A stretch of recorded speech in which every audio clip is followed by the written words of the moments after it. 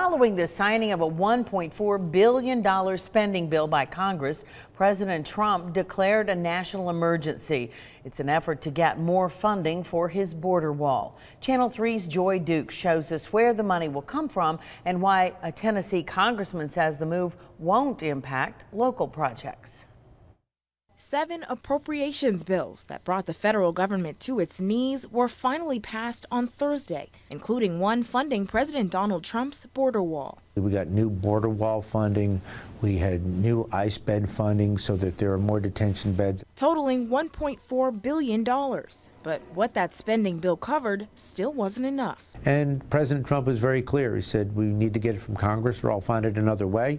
In Congress, we did give him quite a bit of money last night in that bill, but he felt he needed more and he went about it under the rule of law.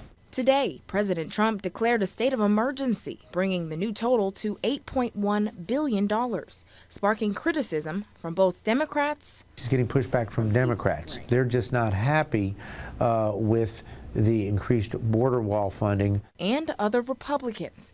Republican Senator Lamar Alexander releasing a statement today calling the declaration unnecessary, unwise, and inconsistent with the U.S. Constitution. But despite controversy on a national scale, Congressman Chuck Fleischman says a win for Trump is also a win for the state of Tennessee. I was able to get $2.1 million for our great state of Tennessee.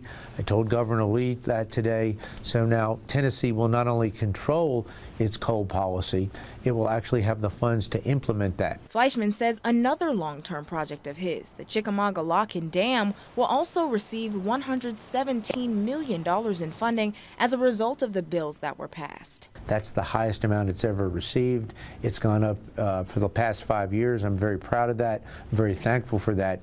Now I will begin working on funding for fiscal 2020 in the new energy and water bill. Fleischman says funding for the wall will come from 3 federal sources and won't impact local agency funding for fiscal year 2019 in any way. Well, next week, Congress will begin negotiations for fiscal year 2020. Reporting in Chattanooga, Joy Dukes, Channel 3 Eyewitness News. Fleischman says the majority of funding for the border wall will come from the Department of Defense's construction fund at around $3.6 billion. $2.5 billion will come from the DoD's drug interdiction program, and $600 million will come from the Treasury Department's forfeiture fund.